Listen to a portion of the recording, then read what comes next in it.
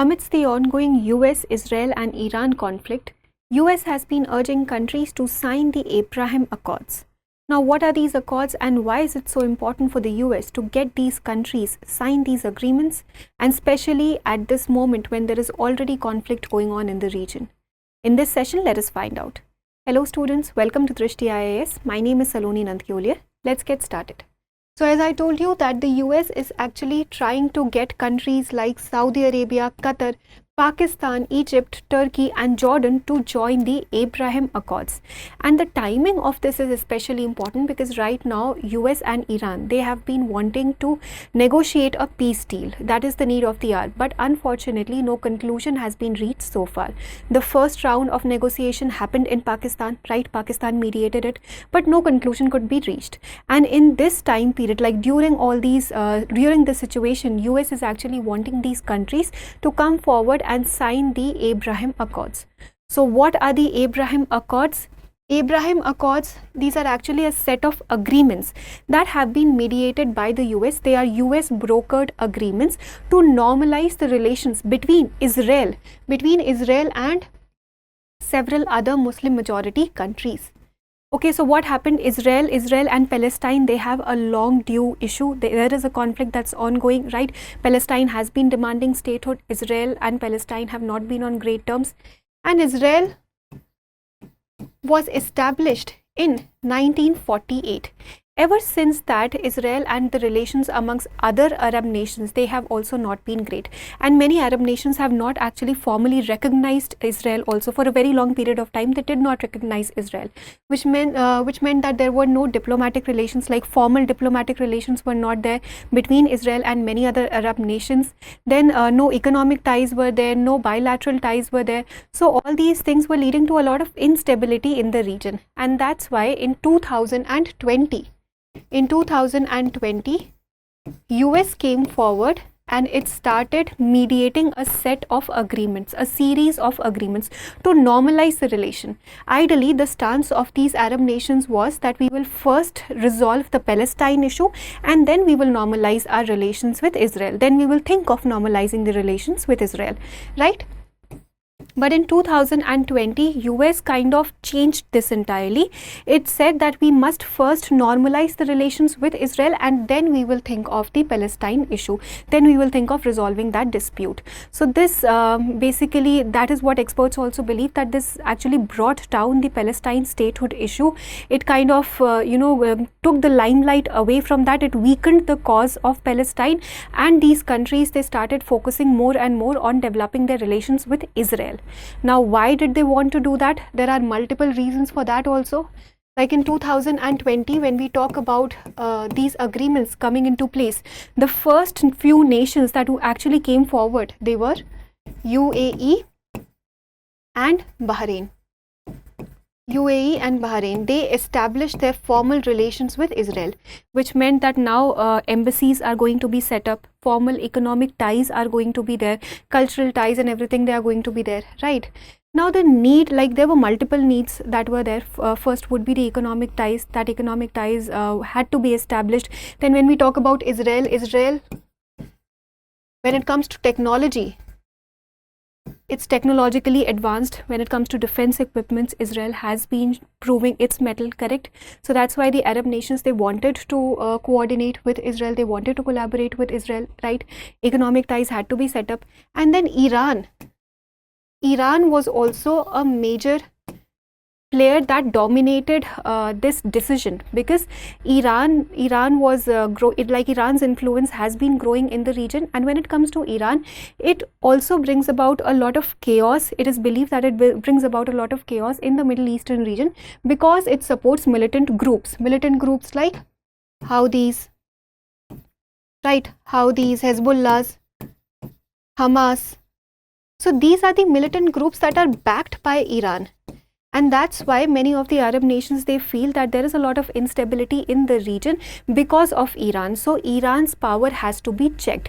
And that's why also these nations, they wanted to, establish their formal ties with Israel so that they could counter Iran. This was one of the reasons, but there were other reasons which were purely economic and diplomatic. And then we are talking about US coming into picture over here.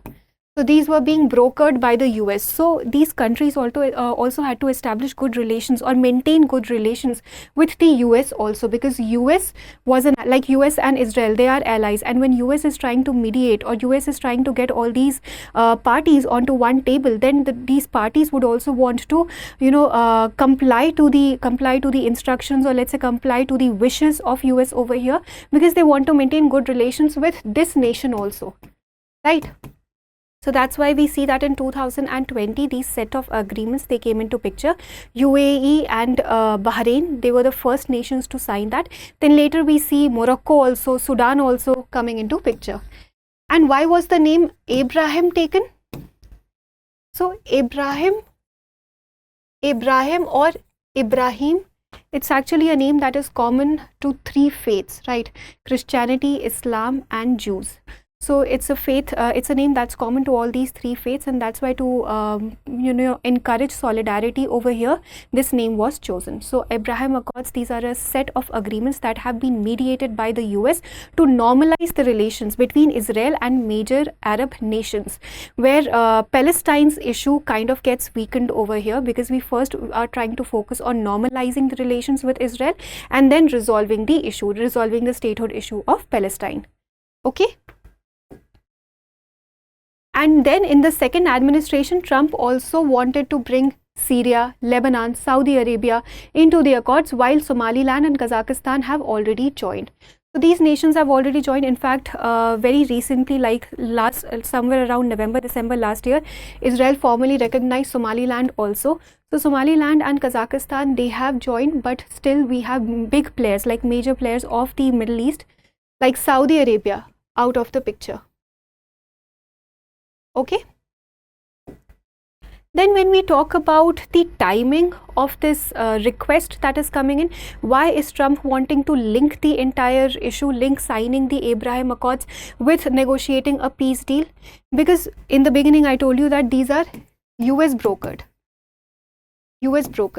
And if US gets successful, or if US succeeds in getting all these parties to sign the Abraham Accords, it is going to basically emphasize its role, or it is going to let's say put a good mark, or put a good position on the role on what US has been playing to be a deal maker.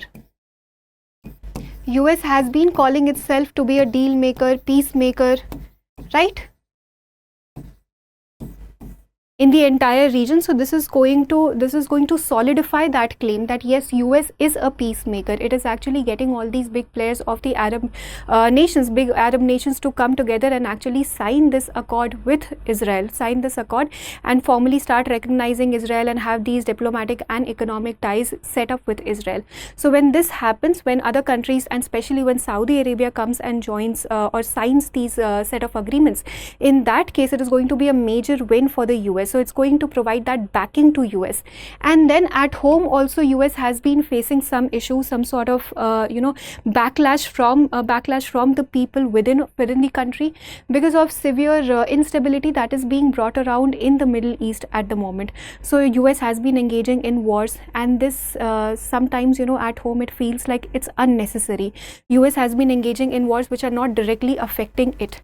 So these are some reasons because of which the people within US are also unhappy with the Trump administration. And then we see the global oil prices rising. Because of that, the gasoline prices, petrol being called as gasoline, right? Gasoline prices in America, they are also rising. So that's why the people within the nation are also slightly unhappy with Trump administration. And then we have these midterm elections that are going to come in. So before that, Donald Trump also wants to, have this image clarified, or have this image basically put in a positive light, that it has been able to bring peace in the region, and no more, instability or chaos will happen, and more peace and negotiations will take place. That's why the timing is becoming important over here.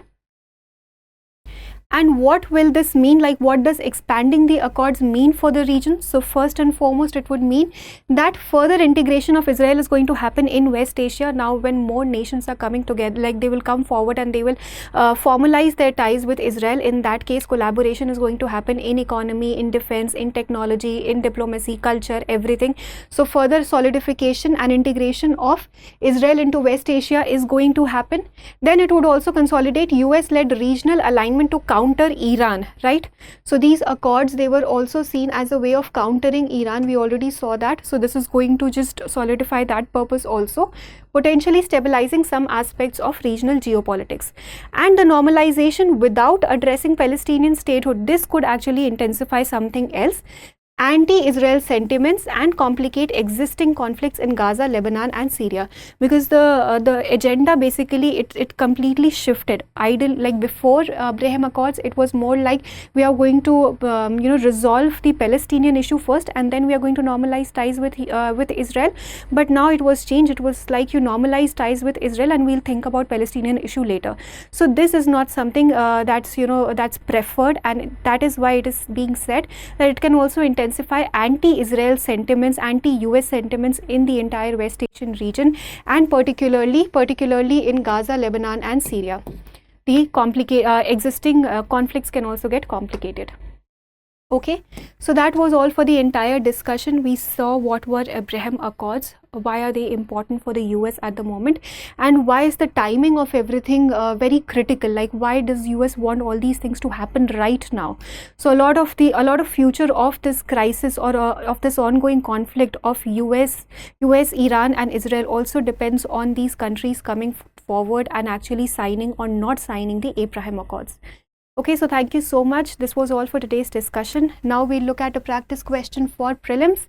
And before we do that, let me tell you that this is the sale that's ongoing for you. Is the new session sale where you're going to get up to 50% off on all our live online courses. Okay, so it's valid from 27th to 30th of May. And here you're going to get 50% off on our live online courses.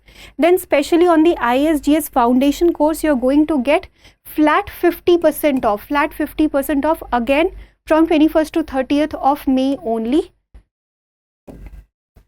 And that's all. On the optional courses also, you're going to get a discount of up to 50% off all on the online courses. So please go ahead, check this out on the Drishti Learning app. You can download the app and you can also call us at 87501 and all your queries are going to be resolved. Now let's look at a practice question. Consider the following statements regarding the Abraham Accords.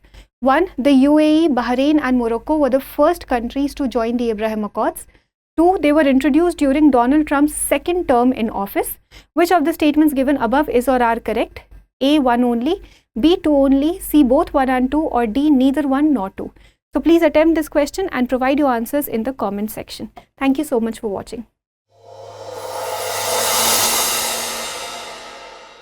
For more informative content, like, share and subscribe, and do not forget to press the bell icon to get the notifications.